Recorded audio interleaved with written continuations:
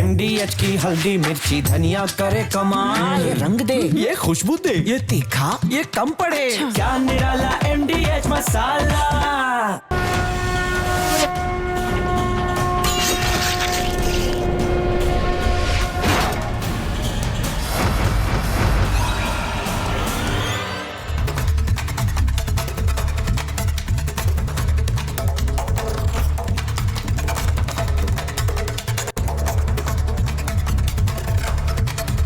दर्शकों नमस्कार, प्रणाम। मेरा नाम है राम और रिपब्लिक भारत पर अब शुरू करने जा रहा हूं महाभारत। दर्शकों, इस देश ने इंटॉलरेंस पर एक बड़ा भाषण झेला है। बार बार बताया गया कि इंटॉलरेंस क्या होता है। इस देश ने असहिष्णुता पर लंबे लंबे लेक्चर सुने हैं, लेकिन आज मैं आपको दिखाऊंगा कि असली असहिष्णुता क्या होती है, उसकी जीती जागती तस्वीर कैसे होती है। आज आपको यह भी पता चलेगा कि सहिष्णु कौन है और असहिष्णु कौन है। और सिर्फ इतना ही नहीं, आज आपको यह भी पता चलेगा कि तुष्टीकरण की राजनीति अगर अपने चरम पर पहुंच जाए तो उसका चेहरा किस तरह का हो जाएगा। जब सत्ता अपनी तानाशाही पर उतर आए तो तानाशाही का चेहरा कैसा हो जाएगा, आज मैं आपको दिखाने जा रहा हूं। दर्शकों, एक तस्वीर आपको दिखाता हूं। यह तस्वीर आप देखिए। लोकसभा के अध्यक्ष ओम बिरला के चैम्बर में विपक्षी सांसदों की भीड़ है। अखिलेश यादव हैं, प्रियंका गांधी, डीएमके की सांसद कनिमोझी हैं और एक प्रस्ताव लोकसभा अध्यक्ष को सौंपा जा रहा है। यह तस्वीर जरा देखिए। यह कोई सामान्य नोटिस नहीं है, सामान्य प्रस्ताव नहीं है। यह प्रस्ताव एक हाई कोर्ट के जज के खिलाफ महाभियोग का नोटिस है। यह महाभियोग का नोटिस है, उनको हटाने के लिए लाया गया नोटिस है। जज का नाम है जी.आर. स्वामीनाथन। और क्यों लाया गया, इसका जवाब खुद कनिमोझी ने दिया है। उन्होंने लिखा है, उन्होंने एक एक्स पोस्ट किया है। उन्होंने लिखा कि हमने आज महाभियोग का नोटिस लोकसभा अध्यक्ष को दे दिया है। इस महाभियोग के जरिए मद्रास हाईकोर्ट के जज जी.आर. स्वामीनाथन को हटाने की मांग की गई है, क्योंकि उनके फैसले सांप्रदायिक सौहार्द को बिगाड़ने वाले हैं। वो सेकुलर नहीं लग रहे हैं, इसलिए उनको हम हटाना चाहते हैं। कई चीजें इस नोटिस में दी गई हैं। अब दर्शकों, यह आपका अधिकार है, यह आपको जानना चाहिए कि जज ने ऐसा क्या किया कि उनको हटाने के लिए 125 से ज्यादा जो सांसद हैं वो दस्तखत कर चुके हैं। 120 से ज्यादा सांसदों का दावा है। दोस्तों, इन जज साहब ने एक आदेश दिया, उनकी तस्वीर भी मैं आपको दिखा रहा हूं। इन्होंने कहा कि दीप थून पर दीप जला सकते हैं। उन्होंने यह कहा केवल कि जो दीप थून है, जिसका मतलब ही दीप स्तंभ है, यानी कि एक ऐसा स्तंभ, एक ऐसा पिलर जिसका निर्माण ही दीप जलाने के लिए हुआ। स्थानीय लोग उसको दीप थून कहते हैं। इस पर आप दीप जला सकते हैं, यानी जिस पिलर को बनाया ही गया दीप जलाने के लिए, वहां पर दीप जला सकते हैं। यह इन जज साहब ने कह दिया। और हाई कोर्ट के जज हैं, उनका आदेश था। उनका आदेश मानना तो दूर, उनके खिलाफ महाभियोग का प्रस्ताव लाकर उनको हटाने की मांग की जा रही है। आप पूछेंगे कि क्यों ऐसा किया जा रहा है? क्योंकि यह मामला एक दरगाह से जुड़ा है। सीधे तौर पर नहीं जुड़ा है, लेकिन फिर भी जुड़ा है। मैं आपको समझाने की कोशिश करता हूं। इसे समझने के लिए आपको उस जगह को समझना पड़ेगा जहां पर विवाद है। दर्शकों, तमिलनाडु में एक परंपरा है, एक त्योहार है जिसको कहते हैं कार्तिकाई दीपम। यह त्योहार मनाया जाता है। यह रोशनी का त्योहार है, दीप जलाने का त्योहार है। जैसे आप दिवाली पर जलाते होंगे, यह दीप जलाने का त्योहार तमिलनाडु में मनाया जाता है। यह हिंदुओं की बहुत पुरानी परंपरा है। और मदुरई में थिरुपरम कुंद्रम एक मंदिर है और यहां भी दीप जलाए जाते हैं। यह त्योहार मनाया जाता है। यहां पर एक दीप स्तंभ बना है। मेरी बात को बहुत गौर से सुनिएगा। इस मंदिर में एक दीप स्तंभ बना है जिसको स्थानीय लोग जो हैं वो दीप थून कहते हैं। इस दीप थून से करीब 45-50 मीटर दूर एक दरगाह है और यही दीप स्तंभ अब विवाद की वजह बन गया है। इस दीप थून पर दिया जलाने की मांग को लेकर एक याचिका हाई कोर्ट की मदुरई बेंच में दाखिल की गई। याचिकाकर्ता ने कहा कि हमको उस दीप थून पर दिया जलाने दिया जाए। हाई कोर्ट के जज हैं जी.आर. स्वामीनाथन। उन्होंने उस याचिका पर आदेश दिया कि दीप धून पर दिया जला सकते हैं। लेकिन इस दीप स्तंभ जिसकी मैं तस्वीर आपको दिखा रहा हूं, इस पर दिया जला क्या? इस दीप स्तंभ पर दिया जला क्या? दर्शकों, जिस दीप धून को लेकर हाईकोर्ट ने आदेश दिया उस पर दिया नहीं जला। सरकार ने कानून व्यवस्था का हवाला दिया और वहां दिया नहीं जलने दिया। हाईकोर्ट का ऑर्डर नहीं माना गया। जवाब में हिंदुओं ने मंदिर के आगे प्रोटेस्ट किया। पुलिस के सामने ये लोग आए, हंगामा भी हुआ, कई लोग घायल भी हुए। ये मामला फिर से कोर्ट के सामने लेकर जाए गए, क्योंकि ये लोग लेकर गए कि भाई अदालत का जो आदेश था, आपका जो आदेश था वो लागू नहीं हुआ। फिर जीआर स्वामीनाथन ने दोबारा आदेश दिया। उन्होंने कहा कि पारंपरिक दीप जलाने से किसी को नुकसान नहीं है। मैं बता रहा हूं आपको, दोबारा यह आदेश दिया। उन्होंने कहा कि सीआईएसएफ की सुरक्षा लगाई जाए और सीआईएसएफ की सुरक्षा में दीप जलाने का कार्यक्रम हो। एक आदेश बहुत साफ सुथरा।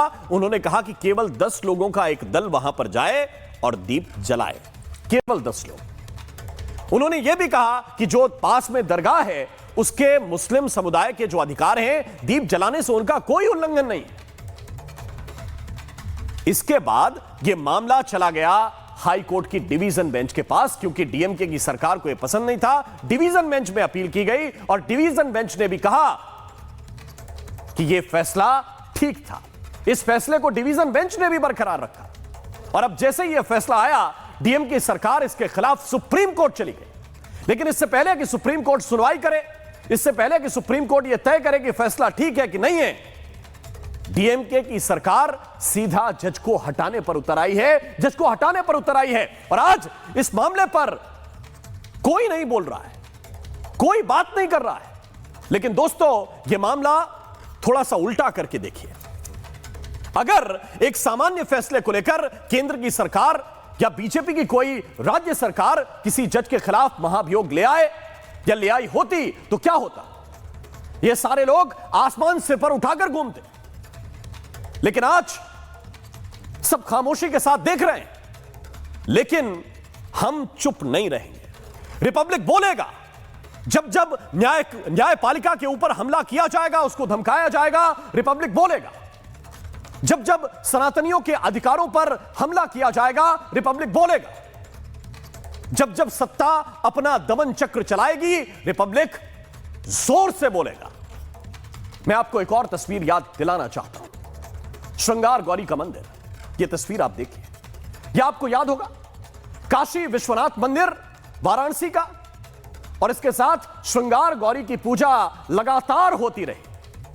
लेकिन वो साल था 1992। तत्कालीन मुलायम सिंह यादव की सरकार ने यहां कानून व्यवस्था का हवाला दिया और श्रृंगार गौरी मंदिर में पूजा रोक दी गई।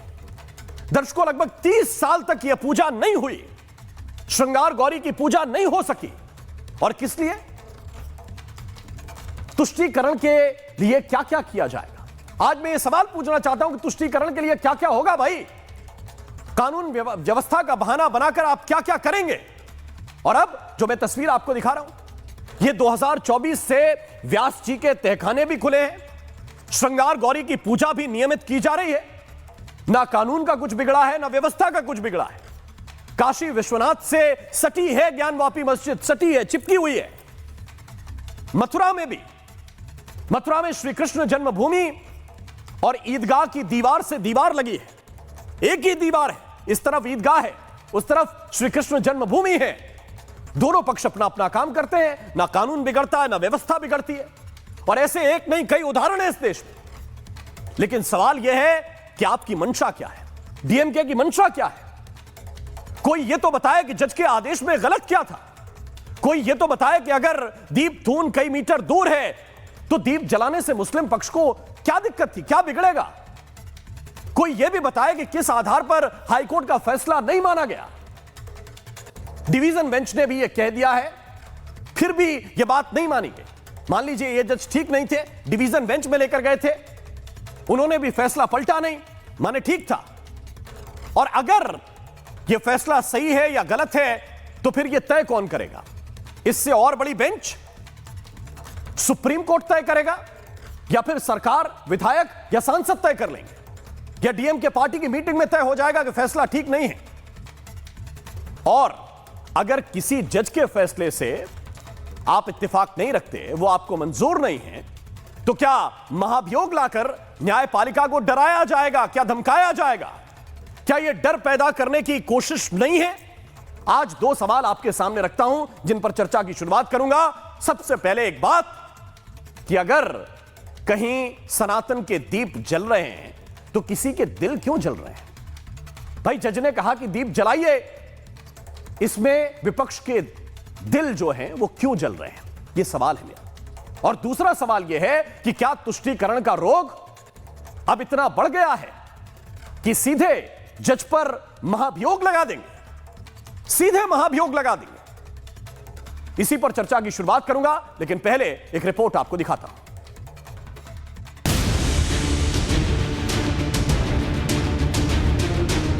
अगर जज का फैसला पसंद नहीं तो क्या जज के खिलाफ महाभियोग लाएंगे? यह सवाल इसलिए उठा क्योंकि मद्रास हाईकोर्ट की मदुरै बेंच के जस्टिस जीआर स्वामीनाथन के खिलाफ महाभियोग का प्रस्ताव लाया गया है। दरअसल इस विवाद के पीछे की मुख्य वजह एक हाल में आया आदेश है, जिसमें जस्टिस स्वामीनाथन ने दरगाह के पास स्थित दीपाधुन पर पारंपरिक कार्तिकेय दीपम जलाने का आदेश दिया। स्वामीनाथन ने अपने आदेश में कहा कि पारंपरिक दीप जलाने से किसी को नुकसान नहीं होगा, न ही इससे मुस्लिम समुदाय के अधिकारों का उल्लंघन होगा। जस्टिस स्वामीनाथन के इस आदेश को मानने के बजाय सूबे की सरकार ने जस्टिस स्वामीनाथन के खिलाफ महाभियोग लाने की प्लानिंग की और आज ठीक वैसा ही हुआ। जस्टिस जीआर स्वामीनाथन के खिलाफ विपक्षी सांसदों ने महाभियोग प्रस्ताव पर हस्ताक्षर किए। अखिलेश यादव, प्रियंका गांधी, ओवैसी समेत 100 से ज्यादा सांसदों ने महाभियोग प्रस्ताव पर हस्ताक्षर किए हैं। इतना ही नहीं, विपक्षी सांसदों ने लिखा कि न्याय का आचरण, निष्पक्षता और न्यायपालिका के धर्मनिरपेक्ष संचालन के संबंध में गंभीर प्रश्न है। हालांकि आदेश न मानने पर हाईकोर्ट में कोर्ट की अवमानना की याचिका दाखिल की गई है।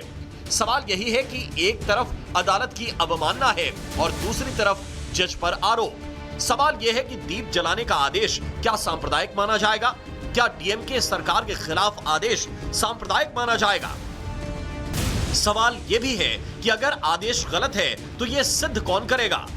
बड़ी बेंच, सर्वोच्च अदालत या फिर सांसद? अगर आदेश से सहमत नहीं तो क्या केवल महाभियोग ही विकल्प है? Bureau report, Republic Bharat.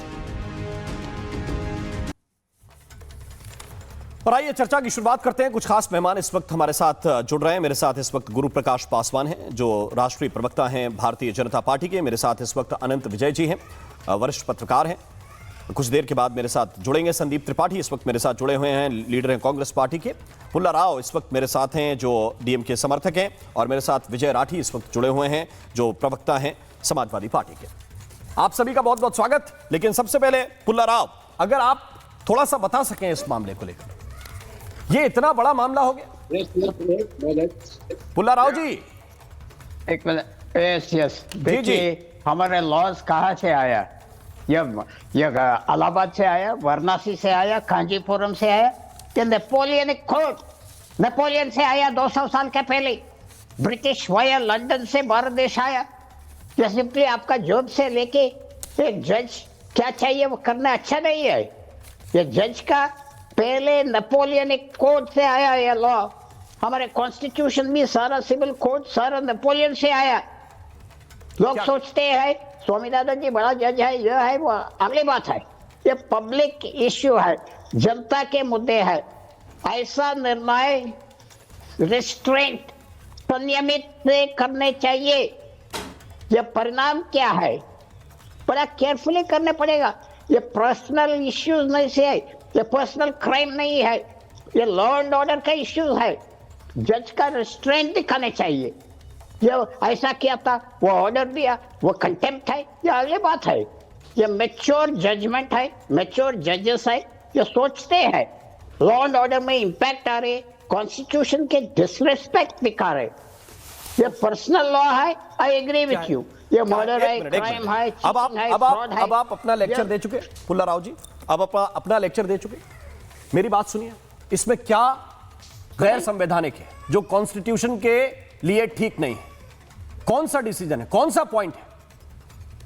Okay, ऐसा है, नंबर वन, कल नंबर वन, और सुनिए एक सुनिए, जज आ अभी जाएगा। आंसर कीजिए आप, अभी कल- आंसर कीजिए, कल- पहले सुन लीजिए, पहले सुन लीजिए। नंबर दो, मेरी बात सुनिए। और ये डिसाइड कौन करेगा कि फैसला ठीक है कि नहीं है? डिवीजन बेंच ने क्या कहा? क्या फैसला पलट दिया? डिवीजन बेंच ने क्या कहा? क्या फैसला पलट दिया?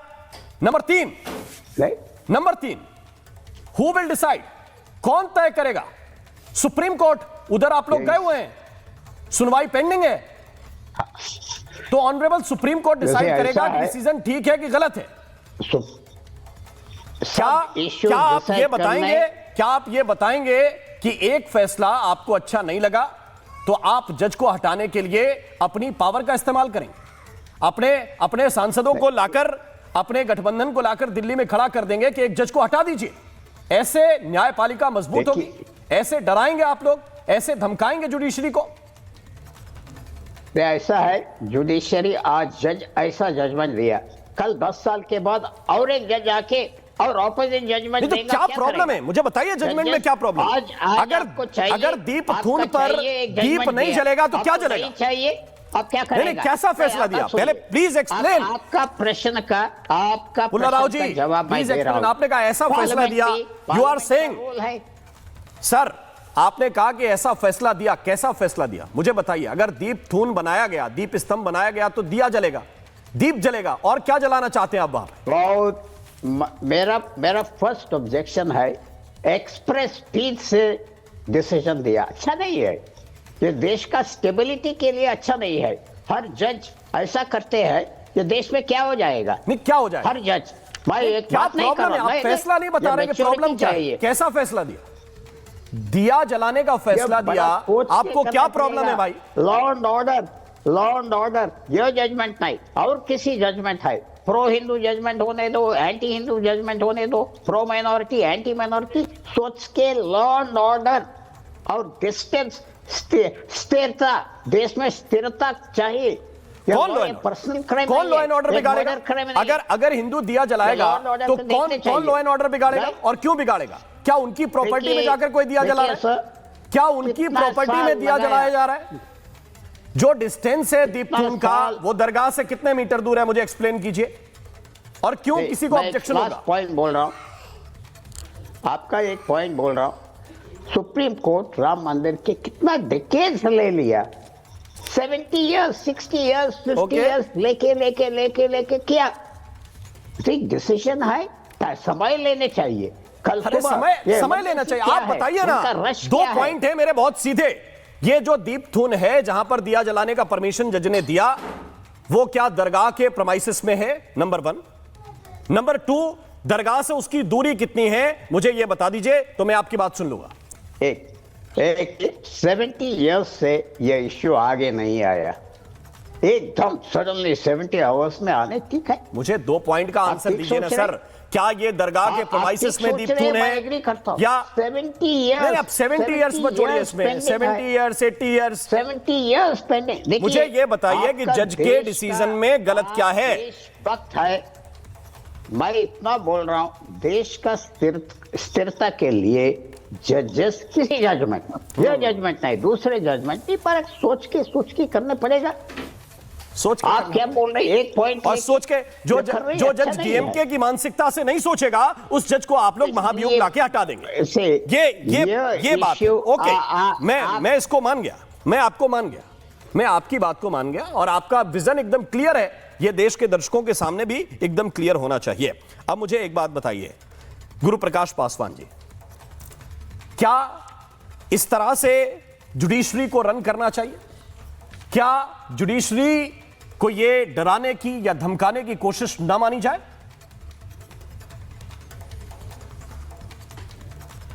देखिए राममोहन जी, सबसे पहले तो हम आभारी हैं कि इस विषय पे आपने देश का ध्यान आकर्षित किया, और मुझे समझ में नहीं आता है, ये डीएमके के जो लोग हैं, अभी आपके स्मरण में होगा, देश को भी याद है, इरेडिकेशन ऑफ सनातन धर्म, इसको आप हिंदी में यदि इसको ट्रांसलेट करें तो होता है सनातन धर्म का समूल नाश। इस पे कोई बयान नहीं था, इस पे बकायदा 2 दिन का कॉन्फ्रेंस किया गया था। तो इससे यह सिद्ध होता है कि डीएमके की सोच क्या है, नंबर 1। नंबर 2, महाभियोग की बात हो रही है। इस देश के इतिहास में और पूरे जिम्मेवारी के साथ मैं कह रहा हूं, डीएमके के लोग इसको जाकर के फैक्ट चेक कर लें। इस देश के इतिहास में मात्र 5 से 6 बार महाभियोग का असफल प्रयास हुआ है। V Ramaswamy 1993, Soumitra Sen, PD Dinakaran, SK Gangle, Padriwala और नागार्जुन रेड्डी। आज तक इन 5 से 6 महाभियोगों में कोई भी महाभियोग सफल नहीं हुआ है। दूसरी बात, तीसरी बात, देखिए कई सारी चीजें राम मोहन जी मैसेजिंग के लिए की जाती है।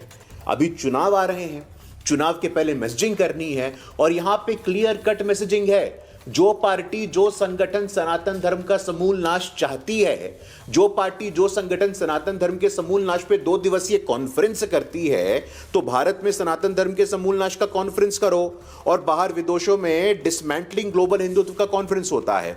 और चौथी और आखिरी बात मैं बताना चाहता हूं आपको, आपने बहुत अच्छे शब्द का उपयोग किया, तुष्टीकरण की राजनीति। अभी देश में माहौल भी है, चर्चा भी हो रही है। वंदे मातरम के 150 वर्ष के पूरे होने पे देश के ध्यान में यह विषय आया कि भाई वंदे मातरम से कुछ छंद को हटाना है क्योंकि वहां मां दुर्गा का जिक्र है। नेहरू जी ने विधिवत रूप से यह कहा है अपनी चिट्ठियों में, और ठीक राहुल गांधी जी 2025 में सदन के पटल पे कहते हैं कि मैं शक्ति के विरोध में हूं।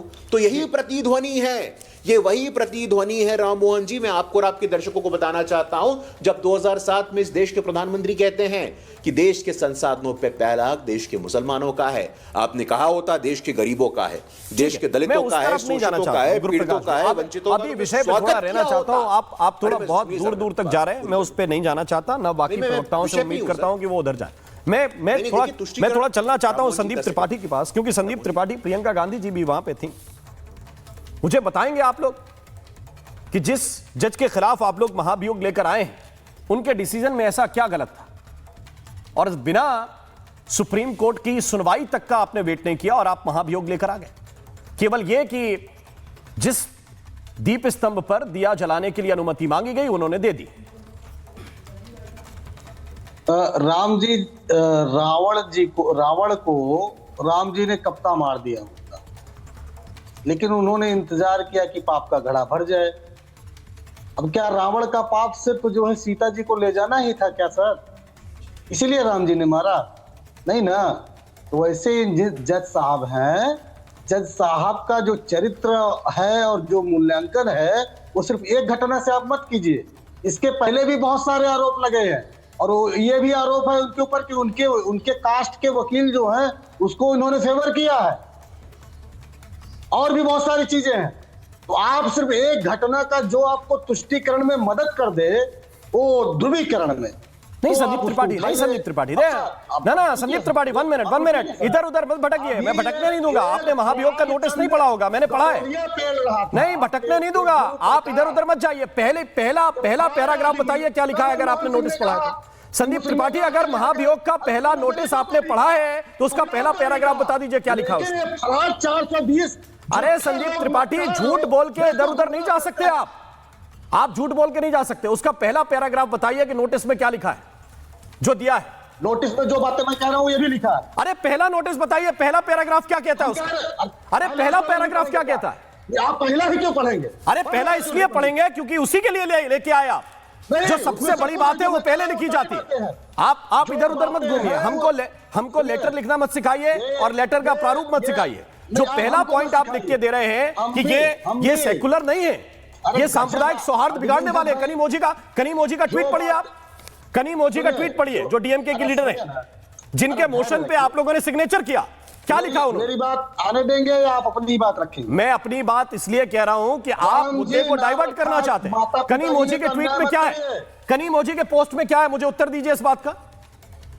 हम कनीमोजी की पोस्ट के लिए जिम्मेदार नहीं है। हम ये जिम्मेदार। अरे क्यों नहीं जिम्मेदार भाई? आप उन्हीं के मोशन पे तो सिग्नेचर कर रहे हैं, क्यों नहीं जिम्मेदार? मोशन में क्या लिखा है ये बताइए। मैं यही तो बता रहा हूं आपको, क्या लिखा है बताइए 3 बात को पूरा पढ़ के सुनाइए। बताइए 3 बात क्या लिखी?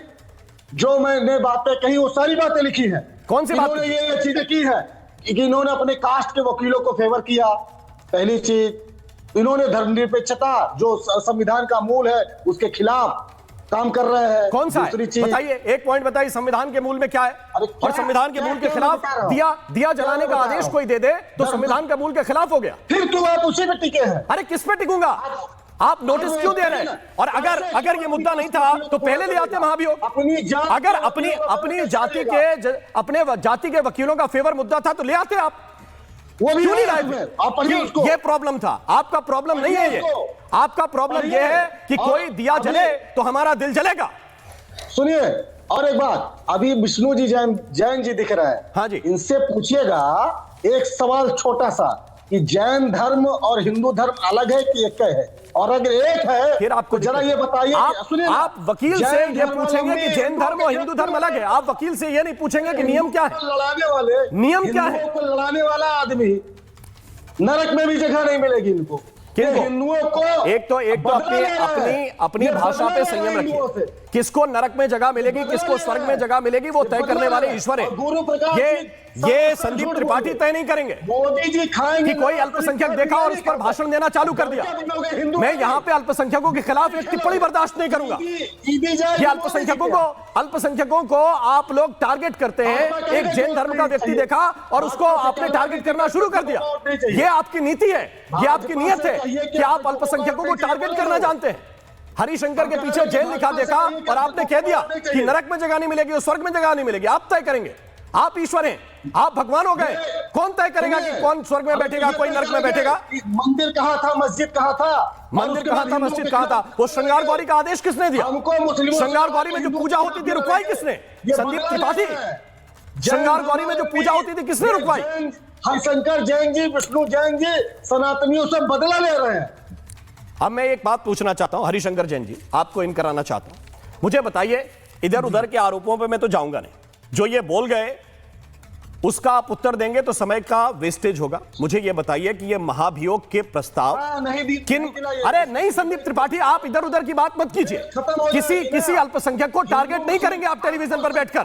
अच्छा, मुस्लिम को करिएगा? हाँ, आपको बस वही दर्द है। मैं बोल देता हूं तो दिक्कत हो जाती है आपको। मैंने बोल दिया कि भाई दीप जलाने को लेकर ये सेकुलर वाला नेचर क्यों, आग तो आप वहां पहुंच गए। अब एक जैन को आप टारगेट कर रहे हैं इस आधार पर जिसकी आबादी कुछ प्रतिशत है। जो 20% है वो आपको अल्पसंख्यक दिखते हैं, जो 1-2% है उसके लिए आप इस तरह के शब्दों का इस्तेमाल करते हैं। ये आपकी कांग्रेस का एक्सपोज है, या आप एक्सपोज हो रहे हैं इधर बैठ के। और आप प्लीज चुप हो जाइए, मैं जाना चाहता हूं क्योंकि डिबेट डिरेल नहीं करना चाहता हूं। महाभियोग के प्रस्ताव हरिशंकर जैन जी किन आधार पर लाए जाते हैं, और क्या ये मदुरई हाई कोर्ट के जज का कोई भी ऐसा काम आपको दिखता है कि उनको महाभियोग लाकर हटाया जाए? हरिशंकर जी देखिए, ये जितने लोग तत्व आप देख रहे हैं ना, इनका काम ये है कि हमेशा हिंदू विरोध करो, और हिंदू विरोध जितना करेंगे खुश रहेंगे। और जस्ट बात होगी, कानून की बात होगी तो सांप्रदायिक कहेंगे और दुनिया की बात करेंगे। भाई सीधी सी बात है, जज ने एक कोई नहीं दिखा पाया कि ये फेवर किया। आप झूठ बिल्कुल बेबुनियाद बेवजह बता रहे हैं, सही फेवर कर दिया। तो जजमेंट होगा तो जो पार्टी हारेगी वो कहेगा फेवर हो गया, तो देश में कोई जजमेंट ही नहीं होगा। दूसरी बात, उन्होंने माफिया वाला काम किया क्या है, व्हाट इज डन? एक भी कोई ऐसा दिखा दीजिए कृत्य जो कि कानूनी रूप से गलत हो, या नहीं कर सकते थे। भाई महाभियोग तब लगता है जो कोई आदमी ऐसा काम करे जो कि विधि विरुद्ध हो या फिर एक जज के आचरण के खिलाफ हो। तो ये तो बताइए क्या आचरण के खिलाफ किया एज जज? व्यक्तिगत लाइफ में छोड़ दीजिए, एज जज क्या किया? अब व्यक्तिगत लाइफ में भी उन्होंने स्वस्थ परंपरा निभाई है। कोई ये नहीं कर सकता कि अमुक काम इनका एक जज लायक नहीं है, न्यायाधीश लायक नहीं है। तो मेरा मानना है कि न्यायाधीश कोर्ट के अलावा कोर्ट के बाहर भी उसको एक अपनी मर्यादा रखनी पड़ती है, और रखी है।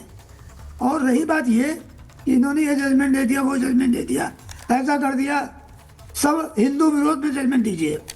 अगर आप बाबरी मस्जिद कहिए तो सेकुलर हैं, राम जन्म कहिए तो कम्युनल हैं।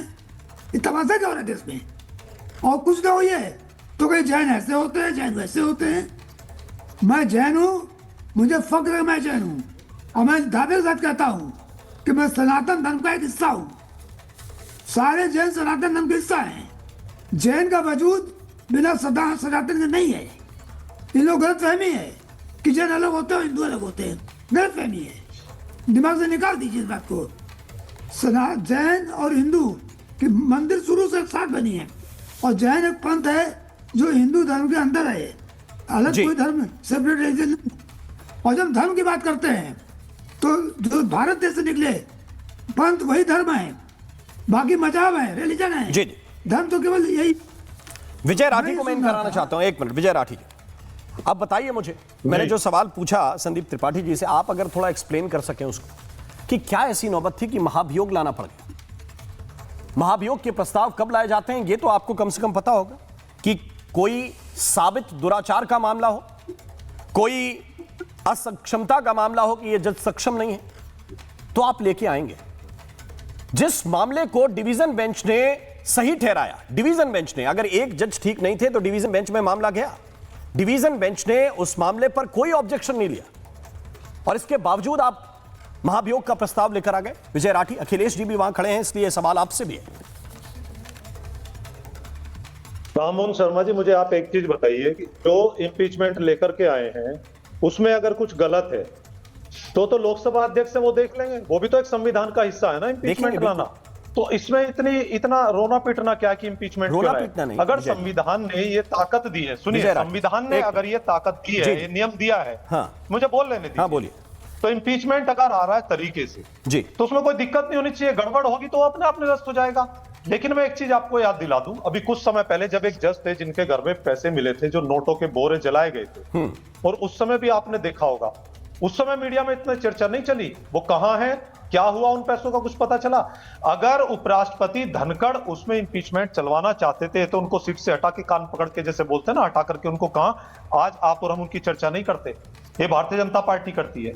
मैं एक बात कहना चाहता हूं, फैसला गलत सही बाद में कर लेंगे, लेकिन इस हिंदुस्तान में एक चीज तो जरूरी है कि जो लोग देश के लिए लड़े वो आज सबसे ज्यादा गद्दार उनको साबित करने पे भारतीय जनता पार्टी लगी है, और जो अंग्रेजों के दलाल और मुखबिर रहे, जिन्होंने कोई स्वतंत्रता आंदोलन में भाग नहीं, वो आज सबसे बड़े देशभक्त बनने जा रहे हैं। इस देश की विडंबना है। जो सबसे ज्यादा अनपढ़ हैं, जिनकी डिग्री का नहीं पता आज तक, वो अपने को सबसे ज्यादा पढ़े लिखे घोषित कर रहे हैं। जो पढ़े लिखे लोग हैं, आपने उनको कहा अनपढ़ घोषित किया। आपने कहा कि महाभियोग Impeachment में लाना आप सांसदों मुझे का अधिकार है। बताइए, आपने कहा कि महाभियोग लाना सांसदों का अधिकार है। अब देखिए, आप इधर उधर चले जाएंगे, फिर बीजेपी के प्रवक्ता इसी बात पे आपको आंसर करते रहेंगे, मेरा डिबेट का टाइम चला जाएगा। विजय राठी, मैं महाभियोग पे टिकना चाहता हूं, इसलिए टिकना चाहता हूं कि आपका अधिकार है, ये आपके सांसदों का अधिकार है। मैं बोल रहा हूं ये अधिकार है, बिना अधिकार के कोई चीज नहीं हो सकती। लेकिन बात सुनिए, किस लिए अधिकार का इस्तेमाल करेंगे, किस लिए आप अधिकार का इस्तेमाल करेंगे और अधिकार का दुरुपयोग करेंगे किसी को डराने के लिए?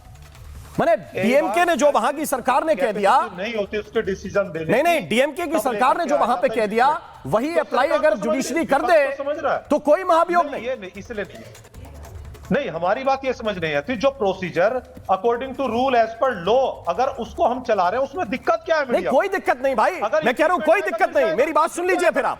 मैं कह रहा हूं कोई दिक्कत नहीं, और किसी को दिक्कत होनी नहीं चाहिए। लेकिन आप विपक्ष के नेता हैं, मैं एक पत्रकार हूं, मैं आपसे कह रहा हूं जिस बात को आप अभी बोल रहे हैं कि कोई दिक्कत नहीं, कल के दिन मैं बोल रहा हूं, ये गुरु प्रकाश जी बैठे हैं, ये गुरु प्रकाश जी बैठे हैं, ये केंद्र की सरकार में। मेरी बात सुनिए आप, अरे मेरी बात सुनिए, अगर नहीं सुनेंगे तो आपको समझ में नहीं आएगा। मैं आपके लिए मतलब की बात कर रहा हूं, मैं किसी बीजेपी के किसी जज के मतलब की बात नहीं कर रहा हूं। ये बैठे हैं गुरु प्रकाश जी, इनकी पार्टी सत्ता में है, इनके पास सांसदों की संख्या आपसे बहुत ज्यादा है।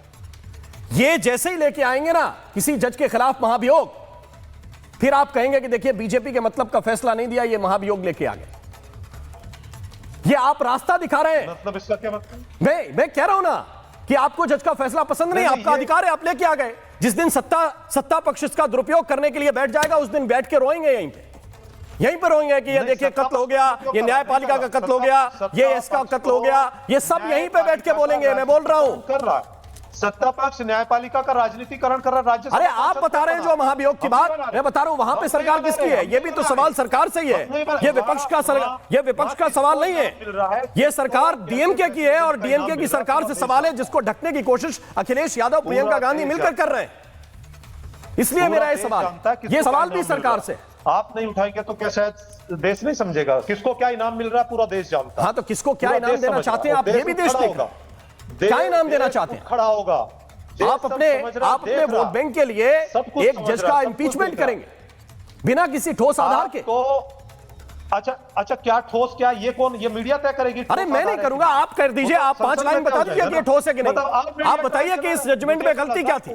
अरे आप बता दीजिए, आप तो विपक्षी लोग हैं, बताइए 5 पॉइंट क्या गलती थी। अच्छा एक चीज बताइए, जो कोई कोर्ट डिसीजन देता है, अगर कोई हाई कोर्ट में ना जाए, सुप्रीम कोर्ट में ना जाए, तो मतलब बाहर बैठ के हम ये बताएंगे उसमें गलती क्या है? सुप्रीम कोर्ट और हाई कोर्ट को बंद कर दीजिए। अरे तो सुप्रीम कोर्ट में गया ना मामला, हाई कोर्ट की डिवीजन बेंच में गया, हाई कोर्ट की डिवीजन बेंच ने एज इट इज मामले को रखा, सुप्रीम कोर्ट में गया, सुप्रीम कोर्ट में सुनवाई नहीं होने दे रहे और आप इंपीचमेंट लेके आ गए। कौन तय करेगा? यही मैंने शुरू में कहा, सुप्रीम कोर्ट विल डिसाइड। ये भी तो संविधान में लिखा है और उनको डिसाइड करने दीजिए। इंपीचमेंट भी तो संविधान में लिखा है ना। मैं मतलब अगर मैं बस समझाने की कोशिश करता हूं अनंत विजय जी, मुझे लगता है कि या तो ये समझना नहीं चाहते या मैं समझा नहीं पा रहा हूं। आप थोड़ी सी कोशिश कीजिए कि इसमें दिक्कत क्या है, सांसदों के अधिकार क्या हैं और न्यायपालिका की गरिमा बनाना कितना आवश्यक है। अनंत विजय जी बताइए। राम मोहन जी, देखिए दिक्कत यह है कि विपक्ष इस समय हर संवैधानिक संस्थापक को दबाव में लेना चाह रहा है। अपनी असफलताओं को छुपाने के लिए जितनी भी संवैधानिक संस्थाएं उन सबको दबाव में लेना चाह रहा है। पॉलिटिकल बात यह है, अभी आपने देखा आज राहुल गांधी ने चुनाव आयोग पर जिस तरह के हमले किए संसद के अंदर, और उसके बाद उन्होंने कहा कि पूरा सत्ता पक्ष देशद्रोही है। उसी तरह से मैं इसको देखता हूं तमिलनाडु के इस मामले को, जहां एक जजमेंट आया सुप्रीम कोर्ट में, उस पर हियरिंग है और सिंगल बेंच पर आप डिवीजन बेंच गए, उसके बाद भी अगर आप सुप्रीम कोर्ट में दिए हैं आपने अर्जी तो उसका इंतजार करना चाहिए। उसके बीच में ये दबाव बनाने की रणनीति ये न्यायपालिका के लिए बहुत घातक है और विपक्ष इस प्रकार के कदम उठाकर लोकतंत्र को कमजोर करना चाहता है और सिर्फ अपनी नाकामियों को छुपाने के लिए। अगर चुनाव वहां है और लगता है कि स्टालिन जिस प्रकार से घिरे हुए हैं, 10 साल की एंटी इनकम्बेंसी उनके खिलाफ है, तो उनको लगता है कि इसी मसले पर अगर हम किसी तरह से पोलराइजेशन कर सकें तो फायदा होगा। लिहाजा उन्होंने दीप स्तंभ में दीप जलाने की इसको मुद्दा बनाया और वोट के लिए न्यायपालिका का उपयोग किया जा रहा है। ये आप देखते होंगे सुप्रीम कोर्ट में भी एक ग्रुप ऑफ एडवोकेट्स हैं जो राजनीति सुप्रीम कोर्ट के थ्रू करते हैं। आप देखिए हर मसले पर, कोई भी मसला हो वो सुप्रीम कोर्ट चले जाते हैं। मन का हुआ तो बहुत अच्छा, नहीं हुआ तो कहते हैं जुडिशियरी जो है वो कॉम्प्रोमाइज्ड हो गई। अरे जुडिशियरी तो तब कॉम्प्रोमाइज्ड हुई थी जब बिना आपने 12 लोगों को सुपरसीड करके चीफ जस्टिस बना दिया था। जुडिशियरी तो तब कॉम्प्रोमाइज हुई थी जब आपने एक व्यक्ति को हाई कोर्ट का जज बनाया, फिर उनको राज्यसभा का चुनाव लड़वाया और फिर लाके उसको सुप्रीम कोर्ट का जज बना दिया, तब जुडिशियरी कॉम्प्रोमाइज हुई थी। अभी जुडिशियरी कॉम्प्रोमाइज नहीं है, इसलिए विपक्ष को इस प्रकार से संवैधानिक संस्थाओं को दबाव में लेने की राजनीति से आगे जाकर जनता के बीच जाकर राजनीति करना चाहिए और उनका विश्वास जीतना चाहिए। जी, ये पॉइंट बहुत क्लियर है और मैं इसलिए एक चीज जानना चाहता हूं और इस चीज को देखिए समझाना भी चाहता हूं इस देश को कि ये जो डिसीजन है, मुझे पुल्ला राव जी एक बात बताइए, मैं जो जजमेंट दिया गया उसका एक कोट पढ़ना चाहता हूं। जज साहब लिखते हैं कि the mosque is at the highest peak whereas the दीपथून is at the lower peak, at least 50 metres away, कम से कम 50 मीटर दूर, और ये दरगाह के कैंपस में भी नहीं है। फिर भी आपको लग रहा है कि ये आदेश सांप्रदायिक सौहार्द बिगाड़ देगा। जज साहब ने यह भी कहा कि केवल 10 लोग, ओनली 10 पीपल्स, केवल 10 लोग दिया जलाने जाएंगे और वो भी सीआईएसएफ सुरक्षा। 1000 लोग से आप ऑपरेशन डिटेल्स के पास जाएगा, हमारे दोस्त और अलग इंफॉर्मेशन देते, वहां अलग रख दीजिए। ये जज का प्रवर्तन के बारे में लोग सोच रहे हैं, भाई ये जजमेंट कैसा है, वो क्या हुआ, वो डिटेल अभी सुप्रीम कोर्ट में सेटल हो जाएगा। जज का प्रवर्तन क्या है, मैं पहले भी बताया, जज को संयमित किया जाना चाहिए, ऐसा रिस्ट्रेंट चाहिए जजमेंट में। हर दिन 1 घंटे में जजमेंट दे रहे, क्या इमरजेंसी है वहां? नहीं, अगर मामला दूध का दूध पानी का पानी है तो स्टे करे जाए, होल्ड करने वाला जज चाहिए आपको कि अपने पास अपना मामला होल्ड करके रख ले। पुल्ला राव जी, एक स्मॉल पॉइंट, 2 साल बाद फैसला सुनाए, वैसा जज चाहिए आपको। जुडिशरी कोई तेजी से काम करता है, ये वो जज हैं, देखिए इसमें कोई बीजेपी कांग्रेस डीएमके का मैटर नहीं है, इसको आप समझ लीजिए।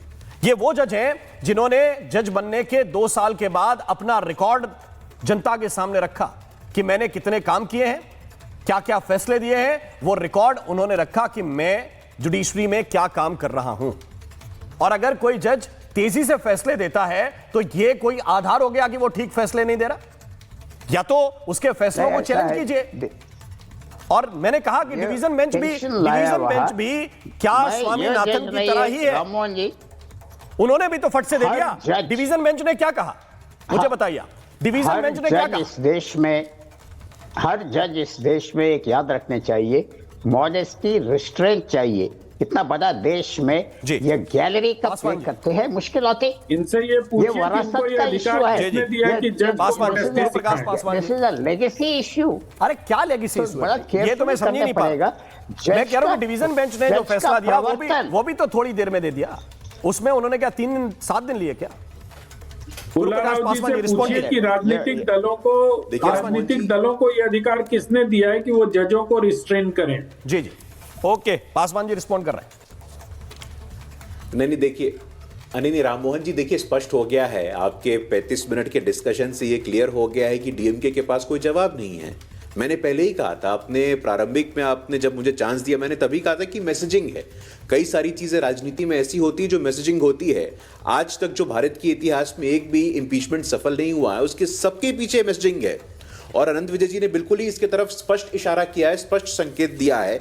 चुनाव आने वाले हैं, 10 साल की एंटी इनकम्बेंसी है, सनातन धर्म का समूलनाश इनका प्रमुख एजेंडा है और तुष्टीकरण करना है, मुसलमान वोटों को साधना है। तो ये स्टेप बाय स्टेप कोई भी व्यक्ति कनेक्टिंग द डॉट्स करके ये स्थापित कर लेगा कि डीएमके ने तुष्टीकरण का नया अध्याय लिखा है। तमिलनाडु में डीएमके की सरकार के द्वारा हर रोज, every day a new record is being set.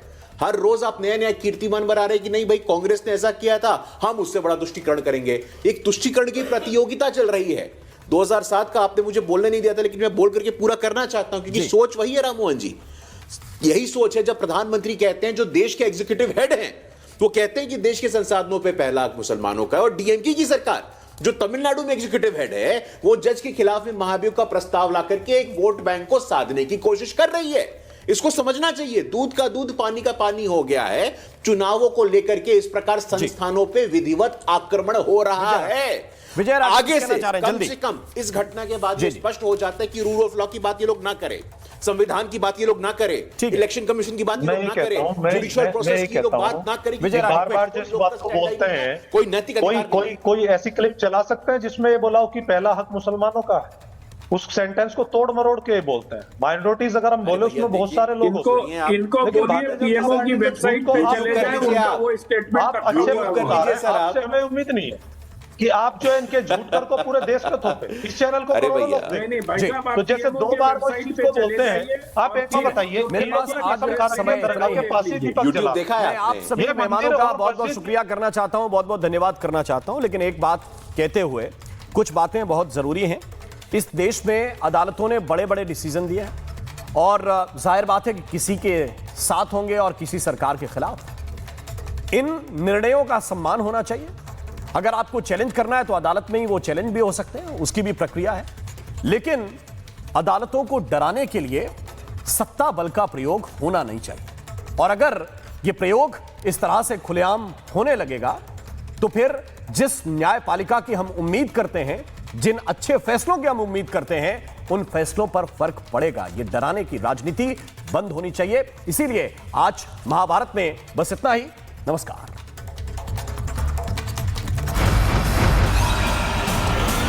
अब आया असली स्वाद। अब आया स्वाद। जब स्वाद के पड़े हो लाले तो MDH का चंकी चाट मसाला डालें। MDH का चंकी चाट मसाला। MDH